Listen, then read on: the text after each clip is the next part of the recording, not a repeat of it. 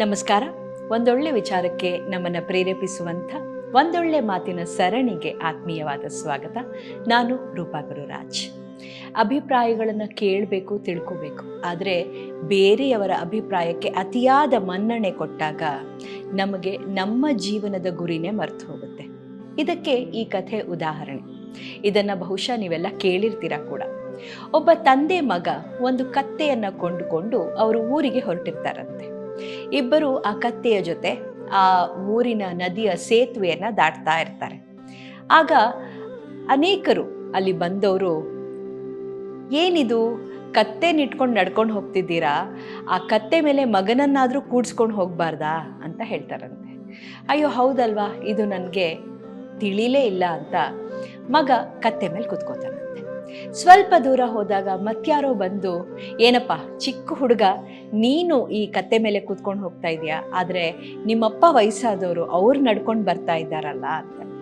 ಅಯ್ಯಯ್ಯೋ ಹೌದಲ್ವಾ, ಅದು ಮಾಡಬೇಕಾಗಿತ್ತು ಅಂತ ಹೇಳಿ ಅವರ ಅಪ್ಪನ್ನ ಕೂಡಿಸಿ ಅವನು ನಡ್ಕೊಂಡು ಹೋಗಕ್ಕೆ ಶುರು ಮಾಡ್ತಾನಂತೆ.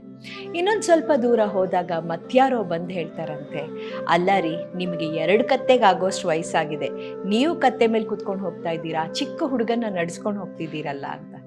ಛೆ, ಎಂಥ ಕೆಲಸ ಆಗೋಯ್ತು ಅಂತ ಅಂದ್ಕೊಂಡು ಕೊನೆಗೆ ಅಪ್ಪ ಮಗ ಇಬ್ಬರು ಕತ್ತೆ ಮೇಲೆ ಕೂತ್ಕೊಂಡು ಹೋಗಕ್ಕೆ ಶುರು ಮಾಡ್ತಾರಂತೆ.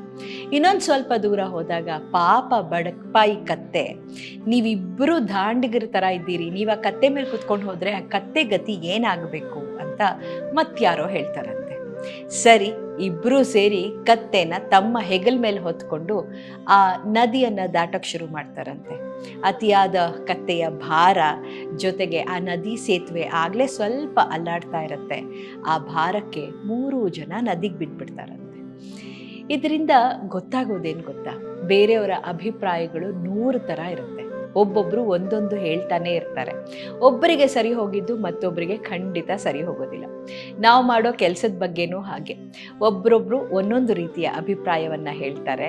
ಒಬ್ಬರಿಗೆ ಸರಿಯಾಗಿದ್ದು ಮತ್ತೊಬ್ಬರಿಗೆ ತಪ್ಪು. ನಮ್ಮ ಮನಸ್ಸಿಗೆ ಏನು ಸರಿ ಅನಿಸುತ್ತೋ ನಾವು ಅದನ್ನು ಮಾಡ್ತಾ ಹೋಗಬೇಕು. ನಮ್ಮ ಆತ್ಮಸಾಕ್ಷಿ ಅದಕ್ಕೆ ಓಕೆ ಅಂದರೆ ಸಾಕು. ಇಷ್ಟು ನಮಗೆ ತಿಳಿದಿದ್ದಾಗ ನಾವು ಬೇರೆಯವರ ಅಭಿಪ್ರಾಯಗಳಿಗೆ ಅತಿಯಾದ ಮನ್ನಣೆ ಕೊಡೋದಿಲ್ಲ. ನಾವು ಮಾಡುವಂಥ ಕೆಲಸವನ್ನು ಅಚ್ಚುಕಟ್ಟಾಗಿ ಮಾಡ್ತೇವೆ. ಯಾವಾಗ ನಾವು ಅವರೇನಂತಾರೋ ಇವರೇನಂತಾರೋ ಅಂತ ತಲೆ ಕಟ್ಸ್ಕೊಂಡು ಕೆಲಸ ಮಾಡೋಕ್ಕೆ ಶುರು ಮಾಡಿದಾಗ ಒಂದು ಆ ಕೆಲಸ ಅರ್ಧಕ್ಕೆ ನಿಂತೋಗ್ಬಿಡತ್ತೆ, ಅಥವಾ ಆ ಕೆಲಸ ಮಾಡಿದ ಮೇಲೆ ಅದನ್ನು ಮಾಡಿದ ಖುಷಿ ನಮಗೆ ಉಳಿಯೋದಿಲ್ಲ. ಯಾಕೆಂದರೆ ನಮಗೆ ಬೇಕಾದ ರೀತಿಯಲ್ಲಿ ನಾವು ಆ ಕೆಲಸ ಮಾಡಿರೋದಿಲ್ಲ. ಹೀಗಾಗಿ ಬೇರೆಯವರ ಅಭಿಪ್ರಾಯಗಳಿಗೆ ಅತಿಯಾದ ಮನ್ನಣೆ ಕೊಡಬೇಡಿ. ನಿಮಗೆ ಬೇಕಾದ ರೀತಿ ಕೆಲಸ ಮಾಡಿ.